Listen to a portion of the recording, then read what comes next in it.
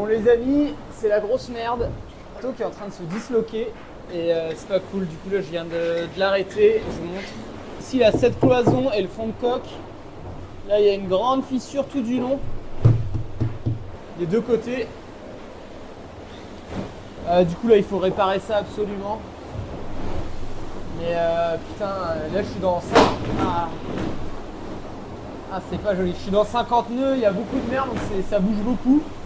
Donc je sais pas comment je vais réussir à stabiliser le truc pour pouvoir le réparer.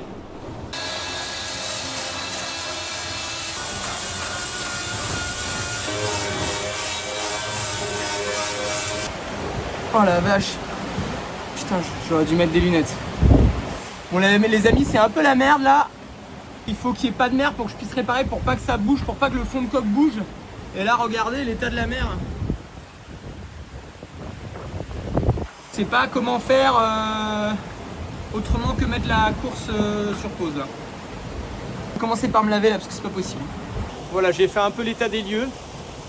Donc il y a quand même un petit risque de vraiment abîmer le bateau et que le fond de coque se casse. Et là pour le coup c'est pas drôle du tout parce que ça fait voie d'eau dans le bateau et là c'est pas la même histoire.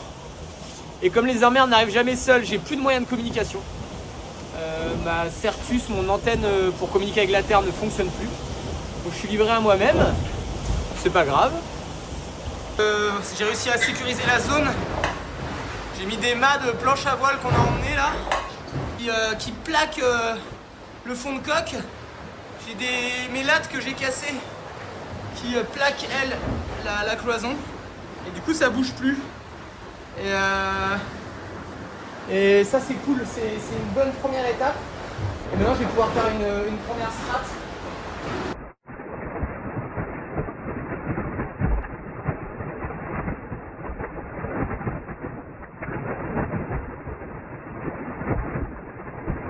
Regardez-moi ça, comment c'est le bordel. Du coup il y a tous les sacs là qui sont ouverts pour que je puisse décoller. Et puis il y a du carbone. Là tout le noir que vous voyez c'est du carbone. J'essaye de pas en mettre dans mon lit mais... Et devant je vous raconte même pas. C'est un bordel. Putain, il faut que je dorme là. Bon bah voilà, je viens de strater le deuxième côté. Et j'ai enfin retrouvé une communication Certus. Donc j'ai pu appeler mon équipe et ils vont demander à l'archi du bateau si ça suffit ou s'il en faut plus. Parce que je sais faire de la strat mais je suis pas non plus un expert.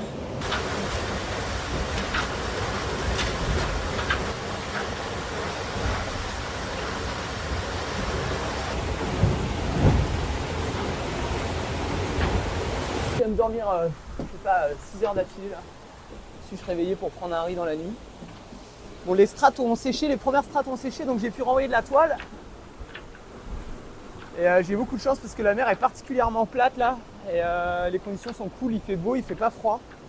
Donc je vais pouvoir aller terminer cette réparation. Aujourd'hui, il me reste 2 strates à faire.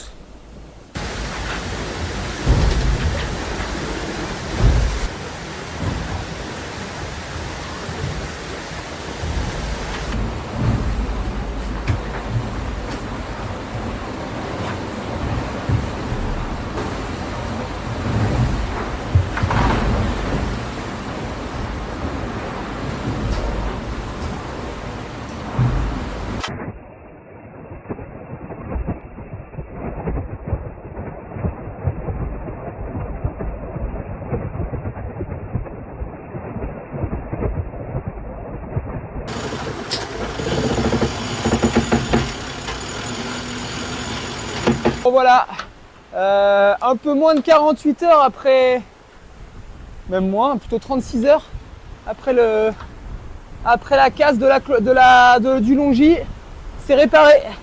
Donc c'est cool, je suis hyper content. Hop là. Et je viens de renvoyer de la toile et c'est bon, on est reparti en course. Donc ça c'est une bonne chose de faite. On repart avec un bateau quasiment à 100% et bon un skipper qui a un petit peu plus peur maintenant. Je vais faire peut-être un peu plus attention et y aller plus mollo dans les fronts. C'est pas vraiment de ma faute, c'est à cause de Benjamin Ferré. Dès que je suis à côté de lui, j'ai mon ego qui prend le dessus et il faut absolument que j'aille plus vite que lui. Sinon ça va pas. Voilà, bah, ils se sont un peu barrés, Benjamin et Jean, mais bon, j'avais autre chose à faire et puis c'est pas rédhibitoire, la course est encore longue. Donc c'est reparti, on est à fond.